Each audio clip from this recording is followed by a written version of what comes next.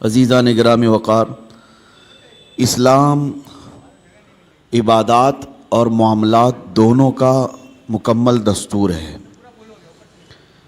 جب اسلام کی بات کی جائے اور دین کی بات کی جائے تو لوگوں کو ایسا لگتا ہے کہ صرف عبادت کی بات کی جا رہی ہے، نہیں بلکہ اسلام پورے نظام حیات کا نام ہے۔ اس میں معاملات بھی ہیں اور عبادات بھی ہیں، اور دونوں کو اگر تقسیم کر دیا جائے عبادات اور معاملات، تو میں آپ کو بتاؤں کہ 25% صرف عبادات ہے اور 75% معاملات ہے۔ عبادات جیسے نمازیں ہو گئی، یہ عبادات کے حصے میں آ گئے، روزے، حج، زکوٰۃ، یہ سب عبادات کے معاملات میں ہیں۔ لیکن معاملات میں جو ہے بہت لمبی فہرست ہے۔ تمہارے گھر کے اندر تمہارے بچوں کے حقوق، بیوی کے حقوق، ماں کے حقوق، باپ کے حقوق، پڑوسیوں کے حقوق، پھر لین دین کے معاملات، تجارت کے معاملات، قرض کے معاملات، پھر عدالت کے معاملات، فیصلوں کے معاملات، زندگی کے بہت سارے معاملات، یہ سب معاملات میں ہیں۔ اور اسی لیے فرمایا گیا کہ جو بندہ معاملات میں اچھا ہے وہی اصل دیندار ہے۔ بہت سارے لوگ کیا سمجھتے ہیں کہ یہ نمازی ہے، ہمیشہ مسجد کا پابند رہتا ہے، تو اسے دیندار ہی سمجھتے ہیں۔ ہونا تو چاہیے کہ وہ دیندار ہو، لیکن اس کے معاملات کو بھی دیکھو کہ اگر وہ معاملات میں گڑبڑ ہے، یعنی لوگوں کے پیسے کھا جاتا ہے، لوگوں سے جھوٹے وعدے کرتا ہے، یا پھر دھوکہ دھڑی کے کاموں میں ملوث ہے، تو وہ شخص دیندار نہیں ہے۔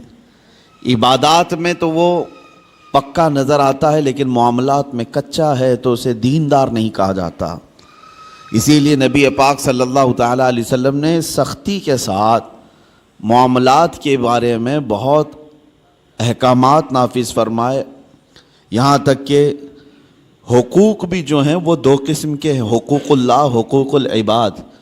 کچھ گناہ ایسے ہیں جس کا تعلق آپ نے ایسے گناہ کیے جس کا تعلق اللہ سے، اللہ کی نافرمانی سے، شراب پیا، نمازیں چھوڑ دیں، یا کوئی اور گناہ کیا، یہ وہ گناہ ہیں جس سے اللہ کی بارگاہ میں آپ کو معافی طلب کرنی ہے، اور اللہ کریم ہے، رؤوف و رحیم ہے، جب وہ چاہے معاف فرمائے۔ لیکن کچھ گناہ ایسے ہیں جن کا تعلق بندوں کے حق سے ہے۔ کسی کا پیسہ لے لیا اور اس کو دیتا نہیں، کسی کو اذیت دیا، مار پیٹ کیا، گالی گلوچ کیا، یہ سب بندوں کے حقوق ہیں۔ اور اس کے بارے میں نبی پاک صلی اللہ علیہ وسلم نے ارشاد فرمایا، جب تک بندہ معاف نہیں کرے گا اللہ معاف نہیں فرماتا۔ یہ سخت قسم کے احکام ہیں، اسی لیے ہمیں زیادہ طور پر اہتمام معاملات میں کرنا چاہیے۔ آج دنیا بھر میں ہماری ایک امیج بن کر کے آ رہی ہے کہ ہم معاملات میں کچے ہوتے ہیں۔ مسلمانوں کے ساتھ لوگ لین دین بند کر چکے ہیں، تجارت کرنے میں ہچکچاتے ہیں۔ ایک دو جگہ نہیں، بہت ساری جگہوں پر میں نے یہ بات اپنے کانوں سے سنی، لوگ کتراتے ہیں۔ کیوں؟ بہت سارے لوگ تجارت کرنے پر لگے تو ہیں، ان کی داڑیاں بھی ہیں، ٹوپیاں ہیں، لیکن وہ جھوٹ بولتے ہیں اور سامنے والے کو دھوکہ دیتے ہیں۔ میں سب کی بات نہیں کرتا، لیکن چند لوگوں کے اس طرح کی حرکات سے اسلام اور مسلمانوں پر ایک عظیم دھبہ ہے۔ اور یہ بھی فرمایا گیا کہ جب معاملات میں تم کچے ہوگے تو آزمائش میں مبتلا ہو جاؤ گے، مصیبتوں میں گرفتار ہوگے اور برکت اٹھا لی جائے گی۔ جھوٹ بول کر کے آدمی کتنا کما لے گا، لیکن اس میں برکت نہیں ہے۔ نبی پاک صلی اللہ تعالیٰ علیہ وسلم ہمارے لیے سب سے بہترین اسوہ ہیں، بہترین آئیڈیل ہیں۔ معاملات میں اللہ کے حبیب صلی اللہ تعالیٰ علیہ وسلم نے جو کردار اختیار فرمایا ہے وہ رہتی دنیا تک اس کی مثال کوئی نہیں پیش کر سکتا۔ اور اسی اسوہ پر، انہی کے نقش قدم پر چل کر صحابہ اکرام رضوان اللہ علیہم اجمعین نے دنیا میں اپنے ایک عظیم اخلاق پیش کیے معاملات کے بارے میں، چاہے وہ پڑوسیوں کے معاملات ہوں، چاہے وہ لین دین کے معاملات ہوں، چاہے وہ عدالت کے معاملات ہوں۔ بندوں کے حقوق کے سلسلے میں صحابہ بہت الرٹ تھے۔ بہت ہی زیادہ الرٹ تھے۔ حضور پاک صلی اللہ تعالیٰ علیہ وسلم جس بارے میں سب سے زیادہ مشہور تھے مکہ میں، آپ کے اعلان نبوت سے پہلے کی بات کر رہا ہوں، آپ کو جو لقب سے مکہ کے کفار پکارتے تھے وہ صادق الوعد الامین، امانتوں کا سچا آدمی اور وعدے کا پکا آدمی۔ حضور پاک صلی اللہ تعالیٰ علیہ وسلم کو اس لقب سے وہ پکارتے تھے، سچ بولنے والا اور اپنے وعدے کا پکا آدمی۔ حضور اکرم صلی اللہ تعالیٰ علیہ وسلم ایک مرتبہ مدینہ طیبہ سے گزر رہے تھے، ایک قافلہ تھا، طارق المحاربی نام کے ایک راوی ہیں، انہوں نے پوری ایک لمبی حدیث روایت کی ہے۔ کہتے ہیں کہ ہم لمبے سفر سے آئے تھے، ہمارا قافلہ تھا، ہمارے قافلے میں ایک لال رنگ کا اونٹ بھی تھا، سرخ اونٹ جس کو کہتے ہیں، اور اس زمانے میں سرخ اونٹ کی بڑی قیمت ہوتی تھی، بہت مہنگا اونٹ ہوتا تھا۔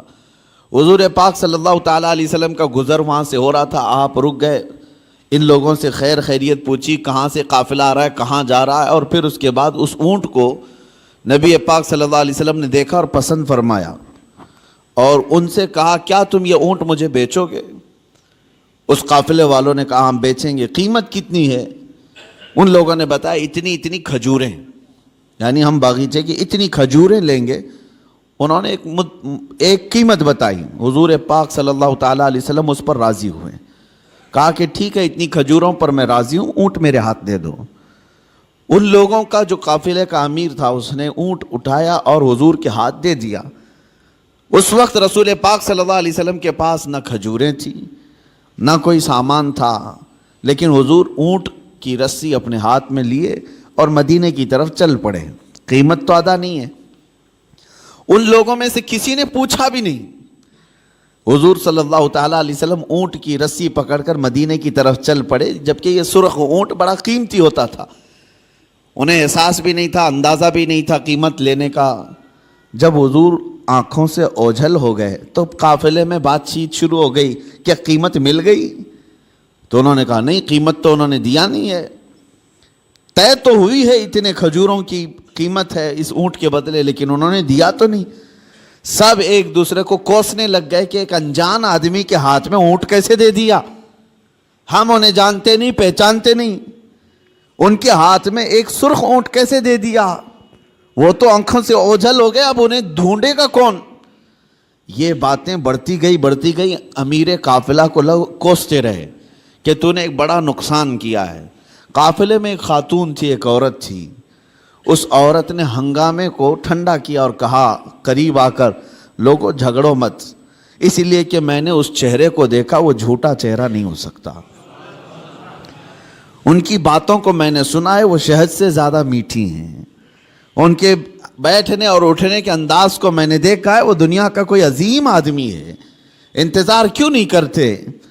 یہاں تک کہ شام ہو گئی اور رات ہو گئی۔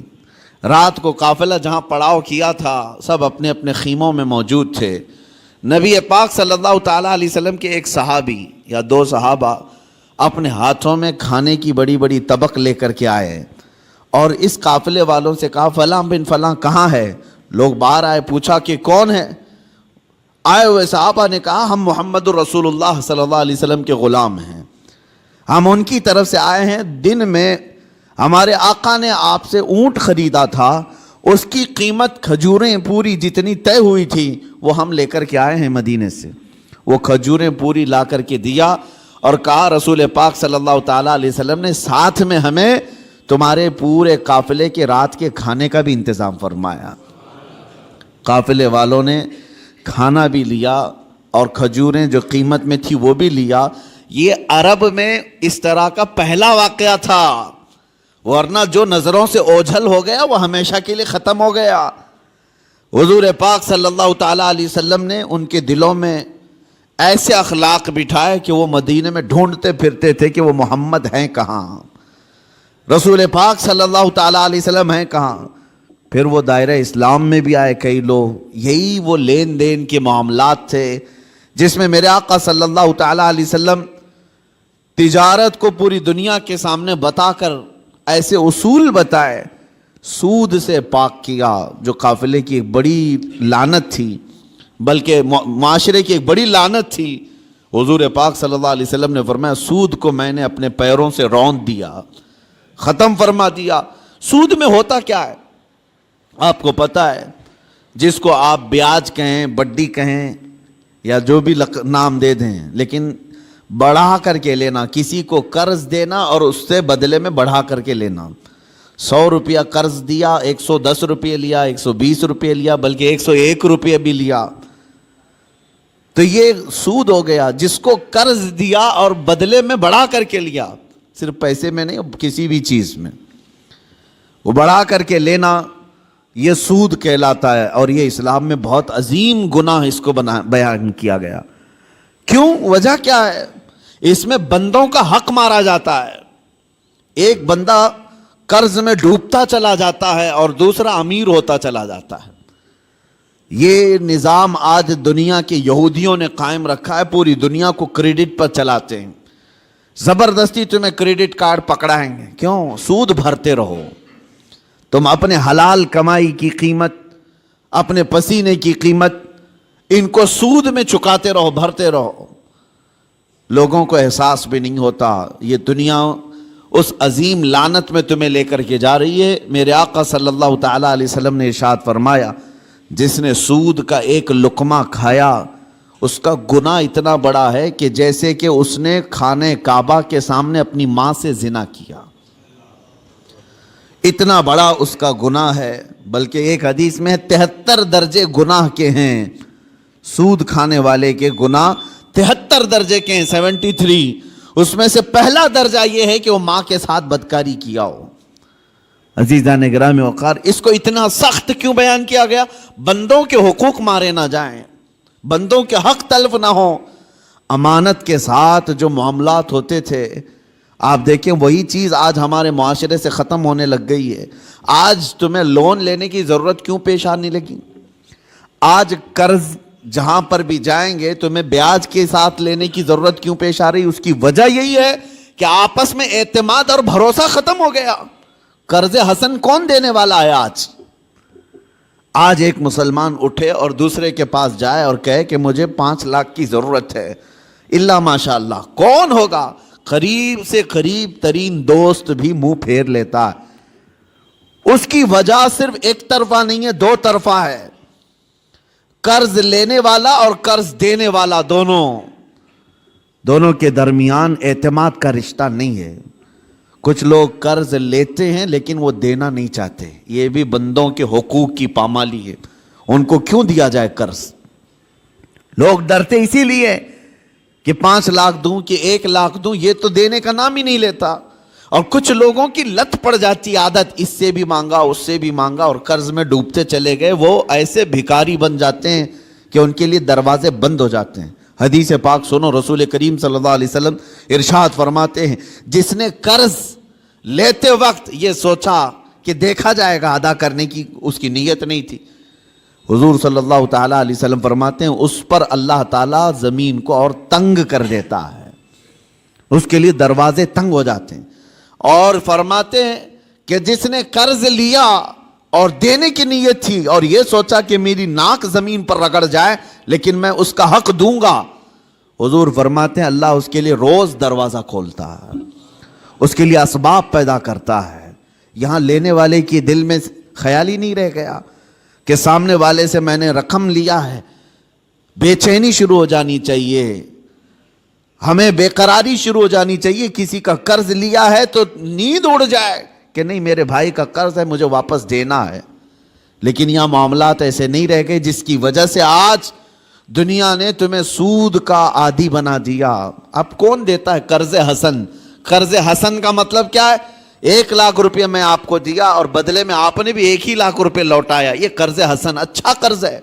پہلے یہ ہوا کرتا تھا آپس میں مومنوں کے درمیان قرض، لیکن جب لوگوں کے معاملات خراب ہو گئے تو کون دینا چاہتا ہے اور لینے والا بھی آج کل لوٹانا نہیں چاہتا، تو یہ معاملات ختم ہونے لگ گئے۔ اور اس کی وجہ کیا بنی؟ جب اعتماد کا رشتہ ٹوٹ گیا تو تم سود کے کاروبار میں پڑ گئے۔ اب تمہارے پاس کوئی راستہ نہیں رہ گیا، جاؤ بینکوں سے لون لو یا غیر مسلموں سے بھاری سود میں قرض اٹھاؤ اور اپنے کام کرتے رہو۔ یہ سب کی نوبت صرف اسی وجہ سے آئی کہ آپس کے رشتے خراب ہیں، یہ معاملات خراب ہیں، ایک دوسرے کے ساتھ محبت کا رشتہ نہیں ہے۔ عزیزان گرامی وقار، یہ کام صرف ہم نے اپنے ہاتھوں تباہ کیا ہے، اپنے ہاتھوں برباد کیا ہے۔ آپ کو اندازہ ہو، ایک صحابی حضور صلی اللہ تعالیٰ علیہ وسلم کے پیچھے نماز پڑھتے تھے، اور صبح فجر کی نماز میں بہت جلدی بھاگ کر چلے جاتے تھے، سلام پھیرتے ہی نکل جاتے۔ ایک دن ان کو صحابہ اکرام نے روک لیا کہ آپ حضور کے پیچھے نماز پڑھتے ہیں اور رکتے نہیں ہیں۔ اللہ کے رسول صلی اللہ تعالیٰ علیہ وسلم سے ان کی شکایت بھی کی۔ حضور صلی اللہ علیہ وسلم نے ان سے پوچھا، کیا بات ہے فجر کی نماز میں اتنی جلدی بھاگ جاتے ہو؟ اس صحابی نے جواب میں کیا عرض کیا، کہا یا رسول اللہ صلی اللہ علیہ وسلم، میرا گھر اور ایک یہودی کا گھر دونوں متصل ہے، لگے ہوئے ہیں، اور اس یہودی کے گھر کے آنگن میں ایک کھجور کا درخت ہے جس کی شاخیں میرے گھر کے آنگن میں بھی آتی ہیں، اور صبح صبح پکی کھجوریں میرے آنگن میں گر جاتی ہیں۔ میں اس لیے بھاگ کر جاتا ہوں کہیں میرے بچے جلدی اٹھ کر کے وہ کوئی کھجور کھا نہ لیں۔ میں وہ کھجوریں جمع کرتا ہوں اور اپنے پڑوسی کو اس کی امانت لوٹا دیتا ہوں۔ روز میرا یہ کام ہے، مجھے ڈر لگا رہتا ہے کہ کہیں میرے بچے وہ ناجائز کھجوریں نہ کھا لیں، پڑوسی کی کھجوریں جو ہمارے آنگن میں گری ہیں۔ یہ صحابہ کے اخلاق تھے۔ وہ یہودی تھا پڑوسی، اس کی ایک کھجور کھانا بھی انہیں گوارا نہیں تھا۔ کیا ہم نے بچوں کی یہ تربیت کی ہے؟ دوسرے کا مال نہیں اٹھانا چاہیے۔ یہاں تو بازار میں جا کر بھاؤ پوچھتے ہوئے نہ جانے کتنے انگور کھا جاتے ہیں لوگ، پھل پوچھتے پوچھتے کتنے تو چیک کرنے میں کھا جاتے ہیں، جبکہ یہ بھی جائز نہیں، بغیر اس کی اجازت کے، بغیر اس کی اجازت کے تمہارے لیے جائز نہیں ہے۔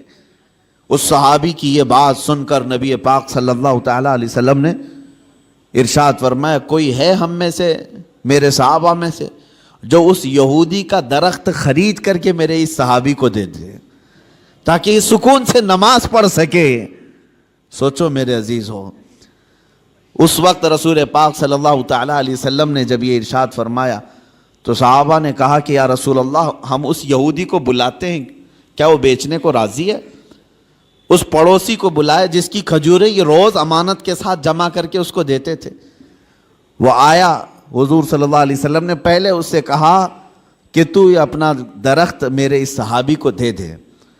کہا کہ ایسے تو نہیں دے سکتا۔ کہا بدلے میں تو جنت کی کھجوروں کے درخت لے لے۔ اس نے کہا مجھے اس چیز پر یقین نہیں ہے، اگر بیچنا ہے تو میں قیمت میں بیچوں گا۔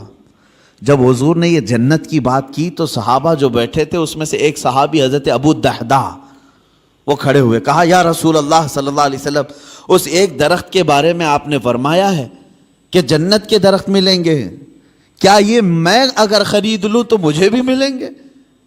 میں اگر خرید کر کے اس صحابی کو دے دوں؟ حضور صلی اللہ تعالیٰ علیہ وسلم نے ابو الدحداء سے کہا اگر تم خرید کر کے دیتے ہو تو اللہ تجھے بھی بہترین باغیچہ عطا کرے گا۔ وہ حضرت ابو الدحداء اس یہودی کا ہاتھ پکڑ کر کے باہر لاتے ہیں، چلو ہم ڈیل کرتے ہیں، ایک درخت میرے بھائی کو تجھے دینا ہے، بدلے میں بتا کیا لینا چاہتا ہے، کیا لینا چاہتا ہے؟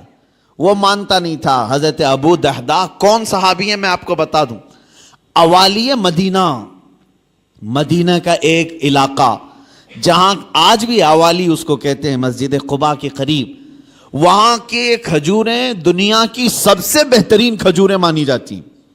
اوالی مدینہ دنیا کی سب سے بہترین کھجوریں، مدینے میں بھی اوالی مدینہ کی کھجوریں سب سے اعلیٰ، اور اوالی مدینہ میں سب سے حسین و جمیل کسی کا باغیچہ تھا تو حضرت ابو الدحداء کا تھا۔ بہترین گھر بھی تھا اس باغیچے کے اندر، اور بہترین خوبصورت باغیچہ جس میں نہر بھی تھی۔ حضرت ابو الدحداء نے کہا کہ اس یہودی سے تو مجھے جانتا ہے؟ کہا کہ تجھے مدینے کا کون آدمی نہیں جانتا، تو ابو الدحداء ہے، باغیچے کے نام سے ہی لوگ جانتے ہیں، حسین و جمیل باغیچہ ہے۔ حضرت ابو الدحداء نے کہا کیا تو اس بات پر راضی ہے کہ میں وہ پورا باغیچہ اس ایک درخت کے حوالے دیتا ہوں، چاہتا ہوں یہ ایک درخت تو دے دے میرے اس بھائی کو، میں باغیچہ پورا دے دوں۔ اس یہودی نے کہا کیا مذاق ہے یہ، کیسا مذاق ہے؟ اس نے کہا رسول اللہ کی بات پر میں کبھی مذاق نہیں کرتا، اور نہ ہی مسلمانوں کو یہ زیب دیتا ہے، میں معاملات کر رہا ہوں تیرے ساتھ۔ اس یہودی نے کہا کوئی بات نہیں، درخت میں دینے کو تیار ہوں. ابو دہدہ نے وہیں پر جو کچھ لکھنا پڑھنا تھا سب کر لیا, بیچ دیا, نہ کوئی قیمت لینی تھی اس سے, کچھ نہیں. ایک درخت جو یہودی کے آنگن میں تھا بس وہی خریدنا تھا, وہ بھی اکھاڑ کر کے نہیں, وہ درخت تو وہیں رہے گا نا, لیکن ملکیت اس مسلمان کی ہوگی, صحابی کی. اس بات پر طے ہوا, باغیچہ بیچ دیا گیا. اب حضرت ابو دہدہ اپنے باغیچے کے باہر آئے, سنیے, باہر آئے اور باہر سے اپنی بیوی کو پکارا, یا ام الدہدہ, اپنی بیوی کو زور سے پکارنے لگے. تو ان کی بیوی اندر باغیچے کے اندر اپنے حسین و جمیل گھر میں تھی, وہاں سے آواز سن کر کے کہتی ہیں, کیا بات ہے کہ تم اندر نہیں آتے, باغیچے کے باہر سے مجھے آواز دے رہے ہو. ابو دہدہ نے کہا, میں نے باغیچہ بیچ دیا, تو بھی باہر آ جا. عورتیں تو عورتیں ہوتی ہیں, لیکن وہ کمال کی عورتیں تھیں. وہ باہر نکلی اپنے گھر سے اور کہتی ہیں, ابو دہدہ مجھے تمہاری عقل پر پوری زندگی سے زیادہ یقین ہے, یقیناً سودا کیا ہوگا تو بہترین سودا کیا ہوگا, ایسے تو تم اتنا حسین باغیچہ بیچ نہیں سکتے, اگر بیچا ہوگا سودا کیا ہوگا تو بہترین سودا کیا ہوگا. وہ گھر سے اسی وقت نکل آئی. ابو دہدہ گھر باغیچے میں بھی نہیں گئے, گھر میں بھی نہیں گئے. یہودی سے کہا, آج سے تیرا ہے یہ باغیچہ. وہ باہر آئی, خاتون, پوچھا کتنے میں تم نے یہ باغیچہ بیچا ہے؟ تو حضرت ابو دہدہ نے ہنس کر کے کہا, میں نے یہ رسول اللہ کے ہاتھ میں بیچا ہے, جنت کے ایک باغیچے کے حوالے. اللہ تبارک و تعالیٰ کے رسول جسے وعدہ کریں وہ جھوٹا نہیں ہوتا. ام دہدہ نے ہنس کر کے کہا, مجھے میری جان سے زیادہ تمہاری عقل پر یقین تھا, یقیناً تم نے جو سودا کیا وہ دنیا کا سب سے عظیم سودا ہے. چلو, یہ نہیں ماتم کیا کہ کیسے بیچ دیا, کس کو کس کی باتوں میں آ کر کے کیا کر دیا. وہ خاتون بھی صحابیہ تھیں, رسول پاک صلی اللہ علیہ وسلم پر ایمان رکھتی. تو باہر آئے یہ دونوں لوگ. اب سنیے, وہ یہودی جو ہے رات کو اپنی بیوی کے پاس آتا ہے اور ہنستا ہے. مسلمانوں سے بڑا بیوقوف میں نے کسی کو دیکھا نہیں. انہوں نے میرے آنگن میں موجود ایک درخت کے بدلے مدینے کا ایک حسین و جمیل باغیچہ میرے ہاتھ میں دے دیا, لیکن یہ بھی تو دیکھو کہ درخت تو وہ ہمارا ہی رہے گا, وہ ہمارے آنگن میں ہے, درخت کو کون اکھاڑے گا, کون نکالے گا. وہ اپنی بیوی سے رات بھر ہنسی مذاق کرتا رہا کہ مسلمانوں کو میں نے بیوقوف بنا دیا. اور وہ صحابی جو صبح نماز سے فوراً بھاگ کر اپنے گھر آتے تھے کھجوریں چننے کے لیے, آج وہ مسجد نبوی میں حضور کے پیچھے نماز پڑھ رہے ہیں, سکون و اطمینان کے ساتھ نماز پڑھتے رہے. اور اس کے بعد نماز ہو گئی تو حضور صلی اللہ تعالیٰ علیہ وسلم نے صحابہ سے کہا کہ چلو اس صحابی کے ساتھ چلتے ہیں وہ درخت دیکھنے کے لیے, اس لیے کہ کسی کا گمان ہے کہ اس نے مسلمانوں کو بیوقوف بنا دیا. حضور پاک صلی اللہ تعالیٰ علیہ وسلم صحابہ کے ساتھ آئے اور اس صحابی کے گھر کے پاس جو یہودی کے آنگن میں درخت تھا, صحابہ فرماتے ہیں جب ہم قریب پہنچ کر کے دیکھے تو وہ درخت خود اکھڑ کر کے اس صحابی کے آنگن میں آ چکا تھا. خود ان کے آنگن میں وہ درخت موجود تھا. عزیزان گرامی وقار, یہ لمبی حدیث ہے, اس میں مجھے جو عرض کرنا تھا وہ یہی تھا کہ اس صحابی کے عمل کو دیکھو کہ وہ ایک مشت کھجوریں بھی اپنے بچوں کو ناجائز طریقے سے نہیں کھانے نہیں دینا چاہتے. ہمارے معاملات جب خراب ہو گیا تو لوگوں کا اعتماد اور بھروسہ بھی نکلنے لگ گیا. یہاں لوٹ کھسوٹ ایسی کچھ چیزوں کی میں نشاندہی کرتا ہوں کہ اللہ کا عذاب کس قوم پر آیا تھا. ایک بہت بڑی قوم, حضرت شعیب علیہ السلام کی قوم, ان کے بارے میں قرآن میں ہے, وَيَا قَوْمِ أَوْفُوا الْمِكْيَالَ وَالْمِيزَانَ بِالْقِسْطِ وَلَا تَبْخَسُوا النَّاسَ أَشْيَاءَهُمْ.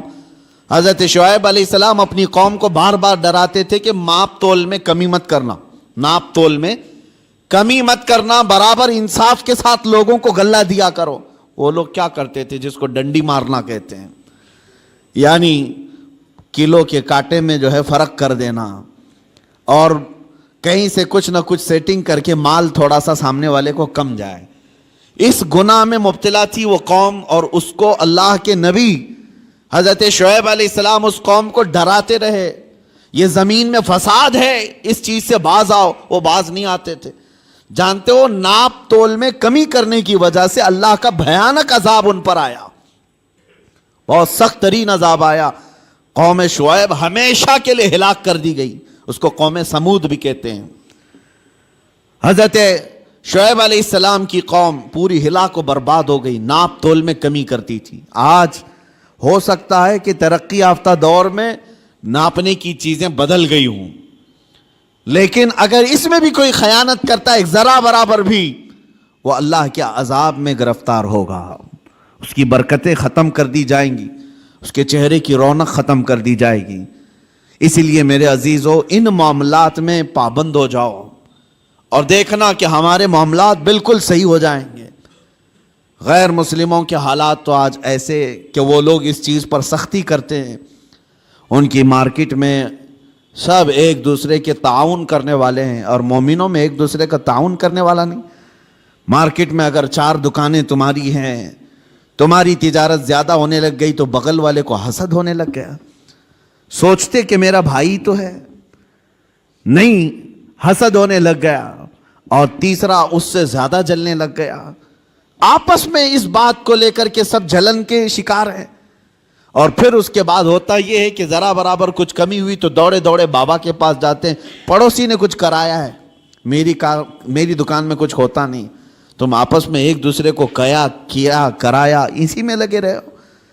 بلکہ ہم کچھ بازاروں میں گئے ہیں، دیکھا ہے، اور کسی کی دکان پر، غیر مسلم کی بات کر رہا ہوں، کوئی سامان نہیں مل رہا ہے، تو وہ سامان نہیں مل رہا ہے تو یہ نہیں کہتا کہ چلے جاؤ دوسری جگہ، بلکہ وہ وہیں کھڑا ہو کر کے اپنے کسی بھائی کا ریفرنس دیتا ہے، کہتا ہے فلاں جگہ یہ ملے گا، یہاں جاؤ اور میرا نام لے کر کے کہو۔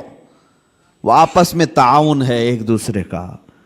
مومنوں، آپ سب لوگ ایک دوسرے کے تعاون میں جب تک نہ آئیں تو رحمت خداوندی سے محروم رہو گے۔ اللہ تبارک و تعالیٰ کا عذاب آئے گا معاملات میں خراب ہونے سے۔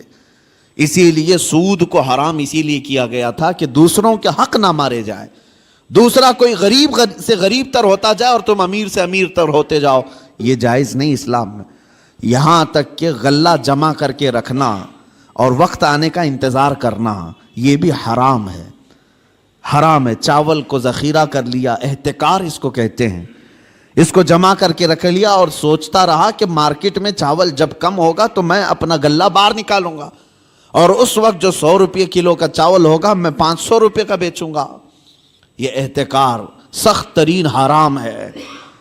کچھ لوگ ذخیرہ اندوزی کرتے ہیں، پیاز کو، آلو کو، چاول کو، گیہوں کو، یہ جو روز مرہ کی ضروریات ہیں، اس کو جمع کر کے کئی گوڈاؤن میں سیف کر دیا، اور اس کے بعد مارکیٹ پر نظر رکھتے رہتے، مارکیٹ میں جب یہ چیزیں کم ہوں گی ہم اپنا غلہ باہر نکالیں گے۔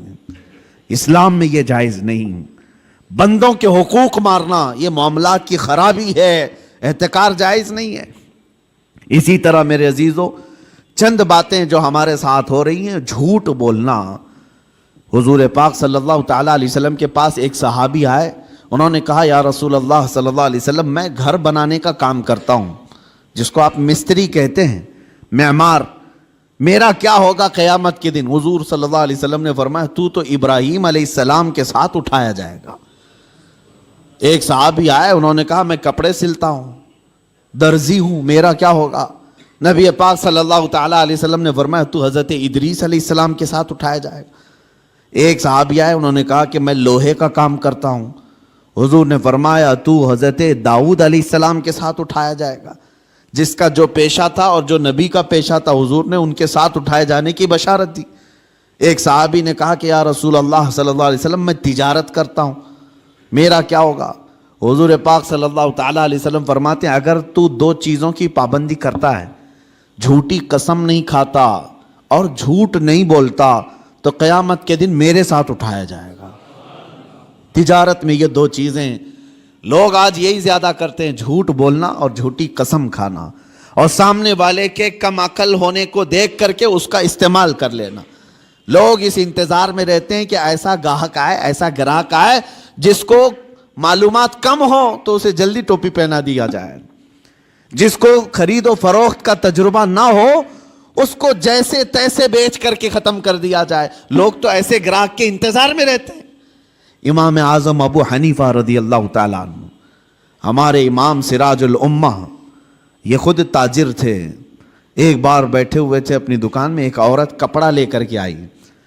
وہ کپڑا اچھے قسم کا کپڑا تھا، اور وہ عورت جو بیچنے آئی تھی اس کی قیمت وہ کم بول رہی تھی.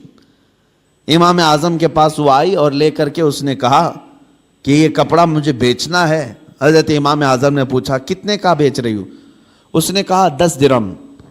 تو آپ ہنسنے لگے کیونکہ آپ ماہر تھے کپڑوں کی تجارت کے.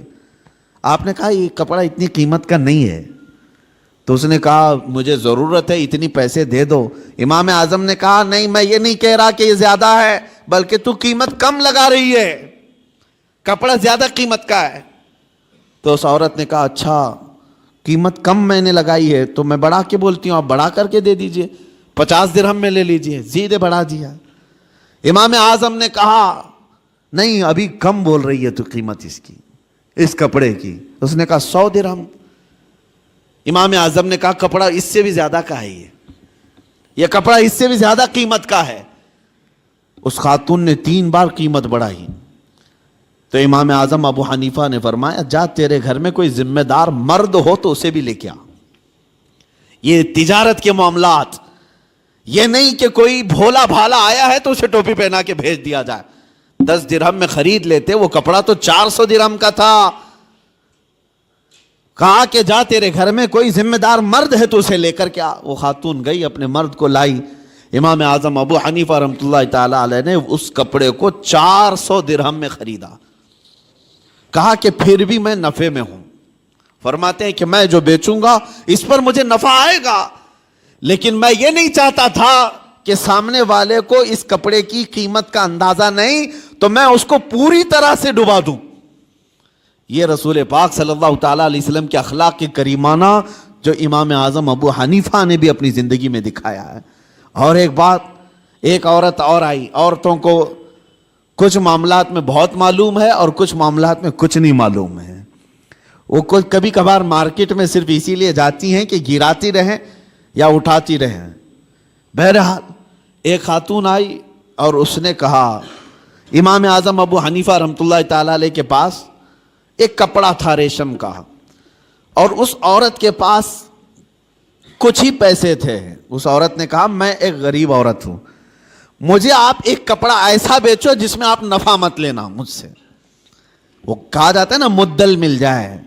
یہاں تو ہر کوئی یہی دعویٰ کرتا ہے جتنے کا پڑا ہے اتنے کا بیچ رہا ہوں آپ کو، پھر دکان کیوں کھول کے بیٹھا ہے؟ ہر کوئی یہی کہتا ہے کہ مجھے جتنے کا پڑا ہے اتنے میں دے رہا ہوں آپ کو.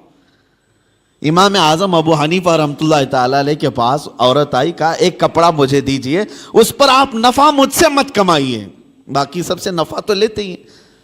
تو امام اعظم نے کپڑا اٹھایا اور کہا لے لے اس چیز کو. تھان تھی. کہا کتنے؟ کہا 4 درہم. اس عورت نے کہا مجھ بڑھیا کا مذاق مت اڑائیے، وہ کپڑا جو ہے قیمتی تھا. امام اعظم ابو حنیفہ فرمانے 4 درہم. کہا میں سچ بول رہا ہوں 4 درہم میں لے لے. وہ خاتون کہتی ہے ایسا کیسے ہو سکتا ہے اتنے کم قیمت کا؟ امام اعظم ابو حنیفہ رحمۃ اللہ علیہ فرماتے ہیں میں نے اس کے ساتھ ایک اور کپڑا خریدا تھا. یعنی جب میں اس کپڑے کو دکان میں لایا تھا 2 تھان تھے میرے پاس، اور ایک تھان بیچ کر کے میں نے پورا نفع لے لیا. اب یہ کپڑا صرف مجھے 4 درہم کا پڑتا ہے. تھا وہ 100 درہم کا. لیکن امام اعظم ابو حنیفہ فرماتے میں نے دوسرے والے اس کے ساتھ لائے ہوئے کپڑے میں اپنا نفع اور خرید و فروخت جتنے میں ہوئی تھی سب میں نے وصول کر لیا ایک کپڑے میں. اب یہ کپڑا مجھے صرف 4 درہم کا پڑتا ہے، تو چاہے تو لے لے. 4 درہم میں اس عورت کو کپڑا دے دیا. کون کرتا ہے آج کے معاملات؟ کون کرتا ہے؟ یہاں غریبوں کا خون چوس لیا جاتا ہے، ان کے معاملات کو ختم کر دیا جاتا ہے. عزیزان گرامی وقار، جب تک یہ احساس تمہارا بیدار رہے کہ مجھے اگر دھوکہ اگر میں دوں گا تو اللہ شاہد ہے، اللہ دیکھ رہا ہے، ہر چیز وہ تمہاری قیامت کے دن لائے گا. فَمَن يَعْمَلْ مِثْقَالَ ذَرَّةٍ خَيْرًا يَرَهُ وَمَن يَعْمَلْ مِثْقَالَ ذَرَّةٍ شَرًّا يَرَهُ.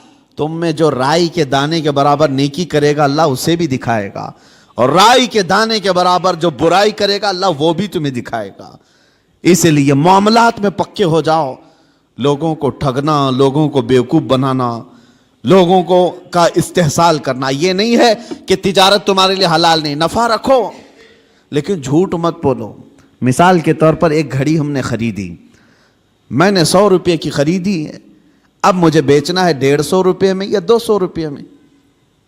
150 روپے کی میں قیمت لگایا تھا، 50 روپے فائدہ تھا ہمارا.